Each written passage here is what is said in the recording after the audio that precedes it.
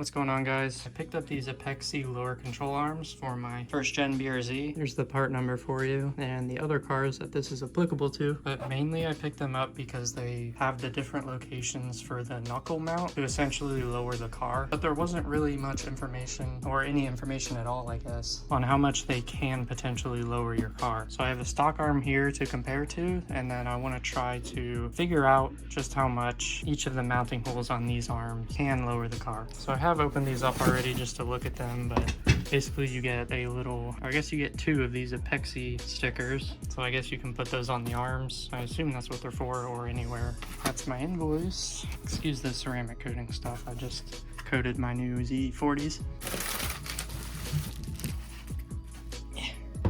Alright, here's what the control arm looks like. Let me get the stock one over here. If I line these holes up, you can kind of tell just how much more angle the Apexi arm has to where the knuckle mounts to. That basically pushes the knuckle up in comparison to where the coilover mounts. So it pushes your whole wheel up essentially without having to lower your coilovers or having to buy new coilovers. If you're like me and yours are already maxed out and they can't go any lower. Okay, so I extended the Apexi arm to about the length of this stock arm here. Line these two holes up. These are what attach to the subframe. And then the coilover mount hole right there is lined up with the stock arm. So I believe the middle hole on the Apexi arm for the coilover is the stock location. It looks like the sway bar hole is right in the middle of all of these. So it looks like one of the two middle ones would be about where the stock bolt would go. I honestly don't know why you would want any of these other ones. I already have adjustable end links anyway, but if you do know, leave it down in the comments. And then if you look at where the hub mount is, you can see kind of just how much higher it pushes it up. Stock arm there, and then the lowest, or I guess technically the highest setting you can have these on is still lower than what the stock arm would give you. So I'm gonna try to take a measurement from the center of this hole to this hole. That should tell us how much this lower hole will lower the car. Okay, so I put bolts through the stock arm and then the Apexi arm, and then I'm going to measure from the middle of this bolt to the middle of this bolt. It looks really close there. So we got 19 millimeters, or almost exactly 3/4 of an inch. So because that's so close to 3/4 of an inch, I think that's how much they meant to lower the car, if that makes sense. Meaning I feel like that's an exact number that somebody would have come up with. So the lower hole on the Apexi arm, or technically the raised height setting, is going to actually lower the car by 3/4 of an inch. And that's probably going to be perfect for me. I'm not trying to be on the floor or anything. And now I'm going to put a bolt in the top hole here, just like that. Measure from the middle of this to this, plus 3/4 of an inch, and that should give us how much this top hole here will lower the car. Okay, and again, right around 3/4 of an inch. I'm actually gonna set this to 0.75. Okay, I can't get it exactly 0.75, but if you can tell, which on camera it looks a little funny, but middle to middle there, it's about another 0.75 inches, or 3/4. And this one will be 1.5 inches. I'm not looking to go that low, or at least yet. So when I put these on the car, I'm going to use the bottom hole here. Right now on the car, I actually have ISC V3 lower control arms, and from just looking at them, they have pretty much the stock mounting locations, the same as the OEM arm. So that's really why I picked these up, is to lower the car a little bit more without having to buy a whole new set of coilovers. Okay, so I put both of the rear wheels on some wood, and right now the suspension is unsettled, and I'm gonna take a measurement from about the top of the wheel lip to the quarter panel, and that'll give us a unsettled measurement. That way when I put the arms on and put the car back on the wood, it'll also be unsettled, and then that'll be a direct comparison. Okay, so right here we have it's basically 3 inches, and I'm gonna see how much that changes once the arm is on and we put the car back on the ground.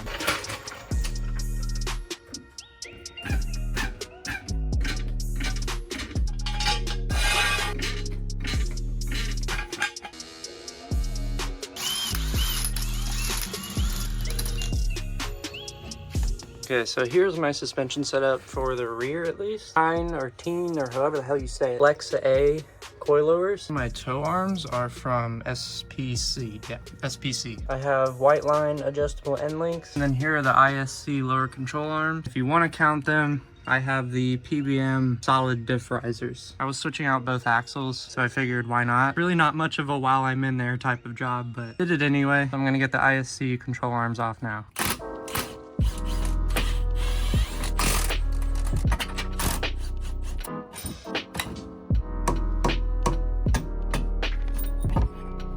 ISC arms off. Now I have to do the other side. Okay, so here I have all three arms, the stock, ISC, and Apexi. See, the ISC arm, the holes are basically the same as the stock arm. Here it almost looks like the ISC arm is less aggressive than the stock. So I might get more of a drop than I actually think. The ISC arm is also adjustable. I'm gonna adjust the Apexi arms to about the same length as the ISC arm, and then whenever I lower the car and really get my new wheels on, I can mess with the camber, get it where I want. Okay, we got one arm in. Still have to tighten everything down. As per usual, the end links are just so fun to get in. But this is the driver's side of the car. That is the position I used for the end link, the coilover, and the hub. Something super cool I just noticed about these arms, at least compared to the ISC arms, and I think even some other control arms, you have to either swing the whole arm down or chop your subframe right here to have access to the lock nuts. But on the Apexi arm, it looks like we have complete access to these, which is going to be a huge plus. A lot less annoying to deal with and easier to adjust camber. Okay, so I was down here torquing everything. Always torque gear suspension when it's under load, so I just have a jack under it. I did 59, 59,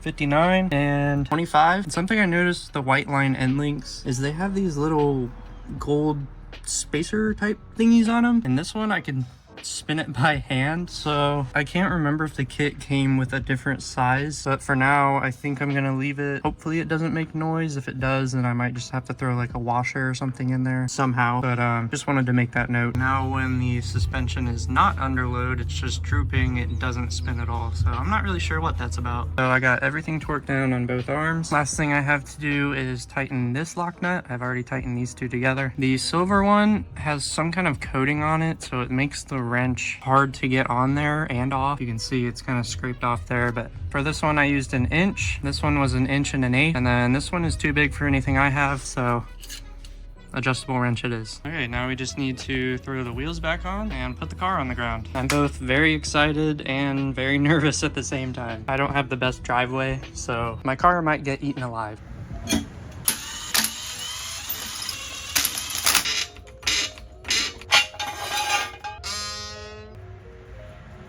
Oh shit. I think that's lower.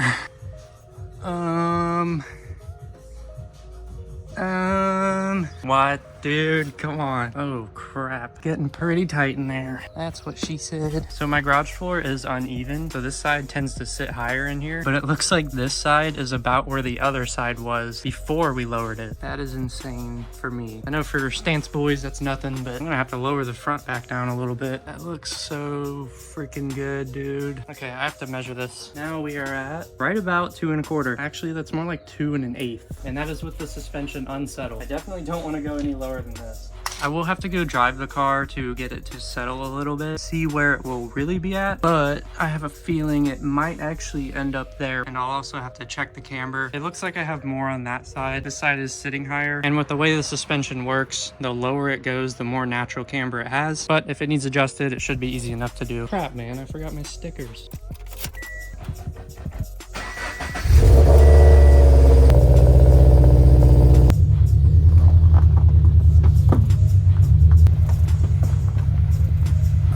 I also just realized I need to adjust my end links again, as well as align it. Wow, that is... I don't know if I can even make it out of my driveway right now, guys.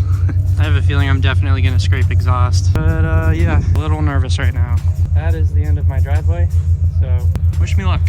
Kind of sounds like it's already rubbing, and I haven't even made it out of the driveway yet.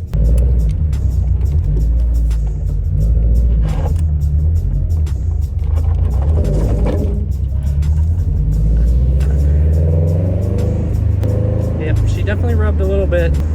Oh my god, my alignment. My alignment's a little screwed right now. Ooh. I don't know if you guys can hear that or not. I'm gonna head to an empty parking lot, get out and see what it looks like. Oh gosh. Ooh. I'm scared of hitting any bumps right now. It's like sometimes it rubs and sometimes it doesn't. Ooh. Also, it doesn't help that I have solid diff mounts, and I also have like one of those transmission inserts. I'm hearing a good amount of gear whine, and it's hard to distinguish that from actual rubbing. Okay. Yeah, it is. I think it's literally just that clip right there, because I don't know if you can see that, but the inside of it is flat now.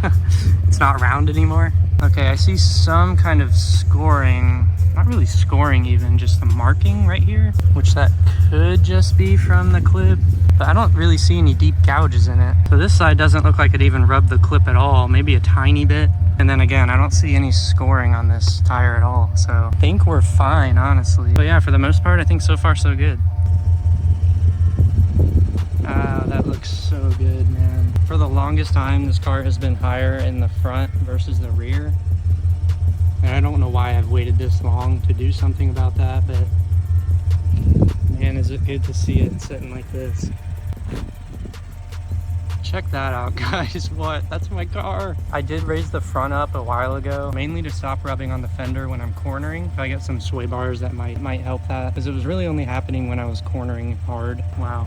Now it's lower in the rear. So I think I'm gonna head back to the house. So far, the Apexi arms, if you wanna lower your car, definitely get the job done. I just looked under the car and it looked like there may have been some slight rubbing on the axle shaft itself. Probably gonna raise the car up anyway and get under it just to see if there was any obvious rubbing going on. Paint missing and stuff like that. I don't think I heard any rubbing so far on the way home.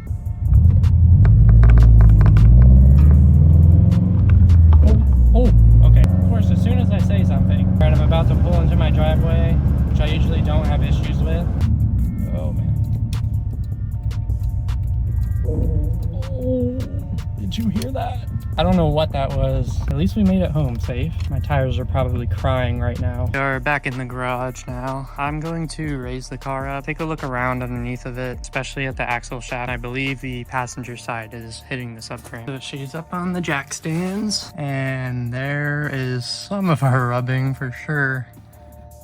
Right there. Don't think that was there before, though it doesn't even really feel like much. And then there you can see where this clip got completely flattened, but I don't see where it rubbed the quarter panel at all, so I think we're okay there. I just noticed this too. I'm not sure if that's from me or not. And I know the previous owner ran a pretty aggressive set of wheels. I can see where they were rubbing on the fronts, so I'm beginning to wonder if that was even me, but it kind of looks fresh. So we're under the car now, and that right there is where I think the axle may have been rubbing. Yeah, definitely. You can see right at the end of my finger there where the paint is chipped off, but it's not all the way around, so I think it just tapped it once. Oh man, okay, that sticker was not torn up before, I can say that for sure. Oh yeah, okay, it's also hitting the upper control arm here. And if we take a look at the passenger side, same exact thing here. Why is that all greasy? So I have to do something about that. I only want to raise it maybe 3/8 of an inch,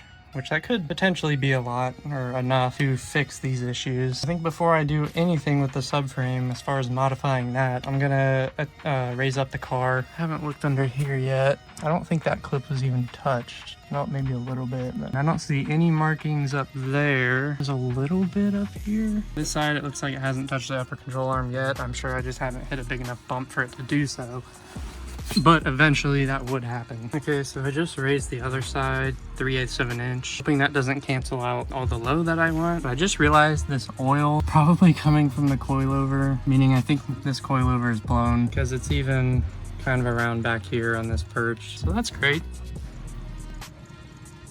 Now both sides have been raised by 3/8 of an inch. Now I'm gonna see what we're sitting at. About 2.5, it looks like. I'm just gonna have to drive the car and see what it looks like and if it still rubs, which I am willing to do some modification, whether that be, you know, notching the subframe maybe a little bit, or grinding down the upper control arm to prevent that from rubbing as well. This here really is the perfect fitment that I would like. No, it's not completely accurate because of reasons I said before, and it's unsettled right now. But like the quarter just sitting right on top of the tire I like that look a lot. So that's what I'm hoping to achieve with this. I have a car show to go to literally next week, so that's kind of why I'm a little bit stressed out right now. Not that I'm being judged or anything, but I'm just trying to get a car where I want it to be. That way when I do go to the car show, I'm happy with it, which that's what really matters in the end. So I think this video's gone on a little bit too long for a video about control arms, but I don't know if this is going to come out before or after my video I'm making on my ZE40s.